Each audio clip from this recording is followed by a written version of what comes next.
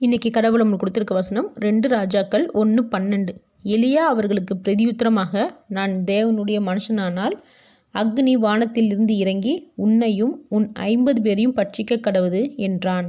உடனே தேவனுடைய அக்னி வானத்திலிருந்து இறங்கி அவனையும் அவன் 50 பேரையும் பட்சித்தது. இந்த வசனத்தை கொண்டு கடவுள் நம்மகிட்ட என்ன சொல்கிறத பார்ப்போம்.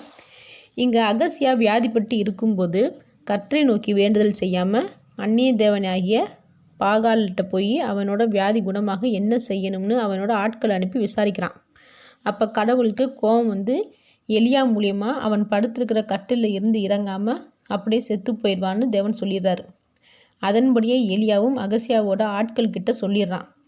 அதை கேள்விப்பட்ட அகசியா எலியாவை கூப்பிட்டு வர சொல்கிறதுக்கு முதல்ல 50 சேவகரையும் ஒரு தலைவனையும் அனுப்புகிறான். அப்போ அந்த தலைவன் எலியாவை அதிகாரத்தோட ராஜா உன்னை கூப்பிடுறாரு, எழுந்துவான்னு சொல்கிறான். அப்போ எலியா சொல்கிறான், நான் தேவனுடைய மனுஷன் என்பது உண்மையாக இருந்தால் இப்போ வானத்திலிருந்து அக்னி வந்து உங்கள் எல்லாரையும் இப்போ அழிக்கும்னு சொல்லிடுறான். அவன் சொன்ன உடனே அக்னி வந்து அத்தனை பேரையும் அழிச்சு போட்டுது. மறுபடியும் அகசியா 50 சேவகரையும் ஒரு தலைவனையும் அனுப்புகிறான். அந்த தலைவனும் அதிகாரமாக எலியாவை பார்த்து ராஜா கூப்பிட்றாரு வான்னு சொல்கிறான். அப்பையும் எலியா, நான் தேவனுடைய மனுஷனாக இருந்தால் உங்களையும் அக்னி இப்போ அழிக்கும்னு சொல்லிடுறான். அப்போவே அவங்களும் அக்னினால் அழிஞ்சு போயிடுறாங்க. இப்போ 3வது தடவை அகசியா ஒரு தலைவனையும் 50 சேவகரையும் அனுப்புகிறான்.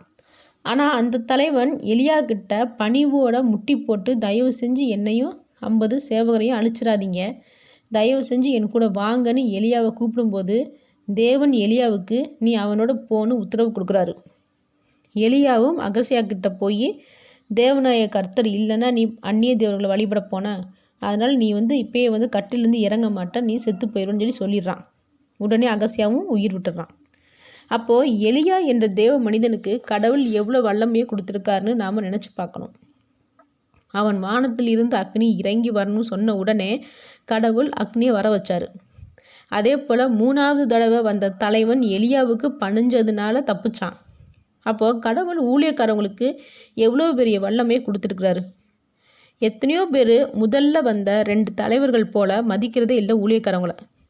அந்த தலைவர்கள்கிட்ட அதிகாரம் இருக்குன்னு எலியாவை குறைச்சி எடை போட்டு பார்த்தாங்க, அழிஞ்சும் போனாங்க. இப்போவும் சில பேர் ஊழியக்காரவங்களை குறைச்சி தான் எடை போடுறாங்க. எல்லாருமே இந்த உலகத்தில் அவங்கவுங்களுக்குன்னு ஒரு வேலையை வச்சுருப்பாங்க, அவங்களுக்குன்னு ஒரு முதலாளி மேனேஜர்னு வச்சுருப்பாங்க. ஆனால் ஊழியக்காரவங்களுக்கு மட்டும்தான் ஸ்ட்ரைட்டாக தேவன்கிட்ட வேலை செய்கிற கடவுள் அந்த தகுதியை கொடுத்துருக்குறாரு. அவர் தான் ஊழியக்காரவங்களுக்கு எஜமான், பாஸ் எல்லாமே. தேவன் நினச்சா மட்டும்தான் ஊழியக்காரவங்களாக ஆக முடியும். ஒவ்வொரு ஊழியக்காரவங்கக்கிட்டையும் தேவனோட ஒவ்வொரு வாக்கு இருக்கும். அதனால் தேவ மனிதர்கள்கிட்ட பணிஞ்சு நடக்கணும், முட்டி போடணும்னு சொல்லலை, மதிப்போடு நடத்தணும்னு நாம் புரிஞ்சுக்கிடணும். ஆமேன்.